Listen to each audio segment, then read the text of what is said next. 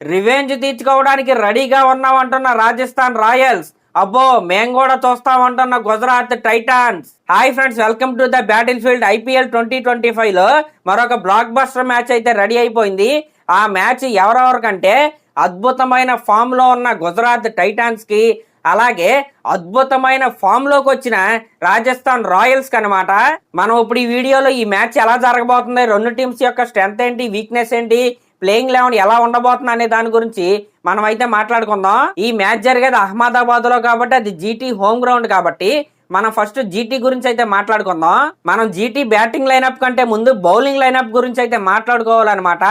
ఈ IPL 2025 లో the best bowling lineup ఎవరిదంటే అది గుజరాత్ దే. రాక్ సాలిడ్ గా అయితే కనబడుతుంది. ఫర్ ఎగ్జాంపుల్ మీరు చూసుకుంటే ఆర్సీబీని చిన్నస్వామి స్టేడియంలో వీళ్ళు 180 లోపు అయితే రెస్ట్రిక్ట్ అయితే చేశారు. ఆర్సీబీ వాళ్ళు కనుక మీరు చూసుకుంటే చెపక్లో దగ్గరగా 200 అయితే కొట్టారు. నిన్న రాత్రి జరిగిన మ్యాచ్ లో కూడా 220 అయితే కొట్టారు. ఫస్ట్ జరిగిన మ్యాచ్ లో కూడా 170 టార్గెట్ ని 16 ఓవర్స్ లో అయితే కొట్టేశారు.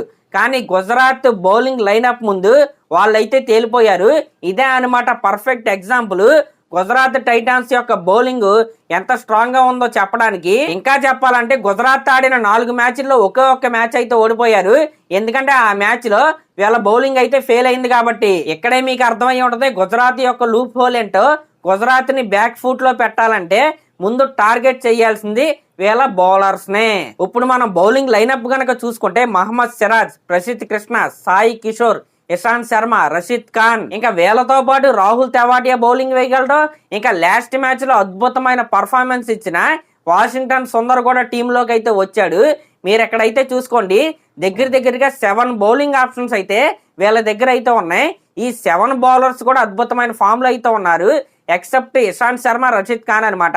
రషీద్ ఖాన్ లాస్ట్ మ్యాచ్ అయితే కొద్దిగా బాగానే వేసాడు, కానీ ఇషాంత్ శర్మ రన్స్ అయితే లీక్ చేస్తున్నాడు. కానీ వీళ్ళ దగ్గర ఇంకొక ఆప్షన్ కూడా ఉంది. ఇషాంత్ శర్మని కూర్చోబెట్టి అర్షద్ ఖాన్ ని కనుక టీంలో కనుక తెస్తే సెట్ అనమాట. ఇలా నెంబర్ ఆఫ్ బౌలింగ్ ఆప్షన్స్ తో జీటీ బౌలింగ్ లైనప్ అయితే చాలా స్ట్రాంగ్ అయితే కనబడుతుంది. మెయిన్ గా పవర్ ప్లే లో సిరాజ్ అందించే స్టార్ట్ ఏదైతే ఉందో అదైతే చాలా ప్లస్ గా అయితే మారింది. మీరు లాస్ట్ మ్యాచ్ చూసుకున్నా, అంతకుముందు ఆర్సీబీ మ్యాచ్ చూసుకున్నా, అంతకుముందు ముంబై మ్యాచ్ జరిగిన మ్యాచ్ చూసుకున్నా, పవర్ ప్లేలో కనీసం 2 వికెట్లు అయితే తీసి అద్భుతమైన స్టార్ట్ని అయితే అందిస్తున్నాడు. ఇంకా సిరాజ్ తర్వాత ప్రసిద్ధ్ కృష్ణ కూడా బాగా వేస్తున్నాడు. ఇంకా మిడిల్ ఓవర్స్ లో మెయిన్ గా సాయి కిషోర్ వేసే 4 ఓవర్స్ ఏవైతే ఉన్నాయో నిజంగా అవైతే గోల్డ్ అనే చెప్పాలి. అటు రన్స్ ఇవ్వట్లేదు, అలాగే వికెట్లు కూడా తీస్తున్నాడు.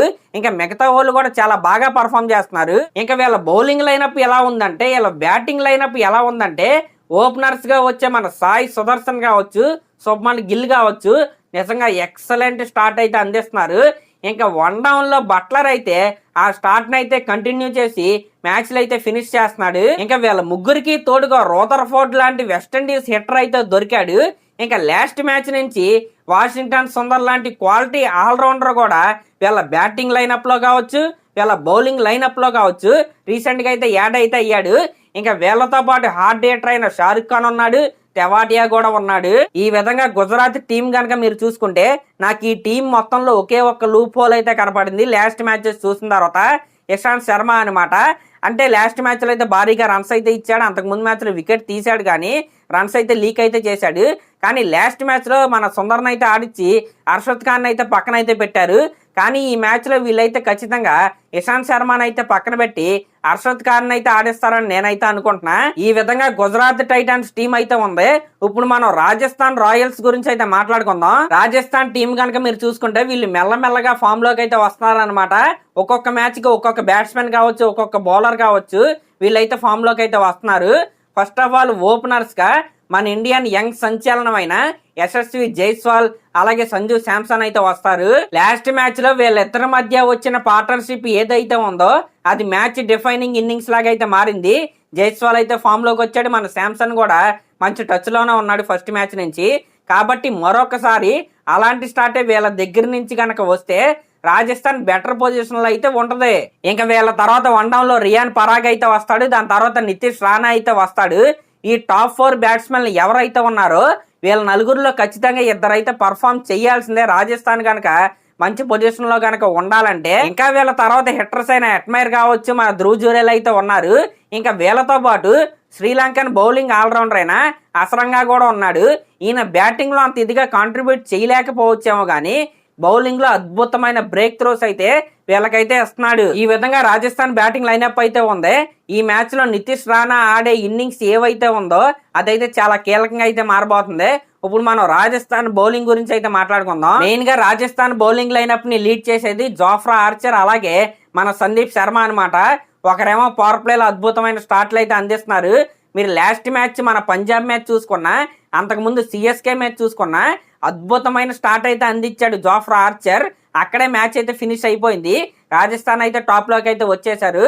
సేమ్ అలాంటి స్టార్ట్ జీటీ మీద ఆర్చర్ గనక అందించాడా రాజస్థాన్ అయితే టాప్ లో ఉండే అవకాశం అయితే ఉంది. ఇంకా సందీప్ శర్మ పవర్ ప్లేలో అయితే రాడు కానీ మిడిల్ ఓవర్స్ లో అలాగే డెత్ ఓవర్స్ లో అద్భుతమైన బౌలింగ్ అయితే వేస్తున్నాడు. ఇంకా వీళ్ళిద్దరికి తోడుగా శ్రీలంకన్ జోడీ అయినా అసరంగా ఉన్నాడు, తీక్షణ ఉన్నాడు. తీక్షణ అనుకున్నంత స్థాయిలో పర్ఫామ్ అయితే చేయట్లేదు కానీ అసరంగా అయితే అద్భుతమైన వికెట్లు అయితే తీస్తున్నాడు. అసరంగా బౌలింగ్ లో 6 కొట్టంగానే వెంటనే అవుట్ అవుతున్నారు అనమాట. మరి ఏమన్నా మ్యాజిక్ చేసి బాల్ వేస్తున్నాడేమో. ఇంకా వీళ్ళతో పాటు యుజ్వీర్ సింగ్ అనే ఫాస్ట్ బౌలర్ కావచ్చు, ఇంకా కార్తికేయ అనే స్పిన్ బౌలర్ కూడా వీళ్ళ బౌలింగ్ లైనప్ లో అయితే ఉన్నారు. యుజ్వీర్ సింగ్ లాస్ట్ మ్యాచ్ లో 2 overs లో 20 runs అంత ఇచ్చాడు. నాకు తెలిసి ఈ మ్యాచ్ లో కూడా ఛాన్స్ ఇస్తారని నేనైతే అనుకుంటున్నా. కార్తికేయ పర్లేదు, డీసెంట్ పర్ఫార్మెన్స్ అయితే ఇచ్చాడు. అంటే పిచ్ కొద్దిగా స్పిన్నర్లకే కొద్దిగా అనుకూలి ఇచ్చింది కాబట్టి కార్తికేయ అయితే టీంలో ఉంటాడని నేనైతే అనుకుంటున్నా. ఇక్కడ యుజ్వీర్ సింగ్ బదులు వీళ్ళకి ఇంకొక ఆప్షన్ కూడా ఉంది, ఆకాష్ మధ్వాల్ అనమాట. మరి నాకు తెలిసి మార్చరని నేనైతే అనుకుంటున్నా. ఒకవేళ మారిస్తే ఆకాష్ మధ్వాల్ కూడా మంచి చాయిస్ అవుతాడు. ఈ విధంగా రాజస్థాన్ టీం కనుక మనం చూసుకుంటే అటు బ్యాటింగ్ లో కావచ్చు, ఇటు బౌలింగ్ లో కావచ్చు డీసెంట్ గా అయితే కనబడుతుంది. ఈ మ్యాచ్ లో మెయిన్ బ్యాట్లు ఎక్కడ ఉండబోతుందంటే ఎవరైతే పవర్ ప్లే లో వికెట్లు త్వరగా తీస్తారో వాళ్ళైతే ఈ గేమ్ లో ఫ్రంట్ లో అయితే ఉంటారనమాట. దీంట్లో ఎటువంటి డౌట్ అయితే లేదు. ఎందుకంటే గుజరాత్ మెయిన్ బ్యాటర్స్ అందరూ కూడా టాప్ 4 బ్యాటర్సే, అలాగే రాజస్థాన్ యొక్క మెయిన్ బ్యాటర్స్ కూడా టాప్ 4 బ్యాటర్సే. కాబట్టి పవర్ ప్లేలో ఎవరైతే తక్కువ వికెట్లు కోల్పోయి ఎక్కువ రన్స్ అయితే స్కోర్ చేస్తారో వాళ్ళే ఈ మ్యాచ్ లో ముందంజలో అయితే ఉంటారు. నాకైతే ఈ 2 టీమ్స్ చూసిన తర్వాత 2 టీమ్స్ కూడా సమానంగానే అనిపించాయి.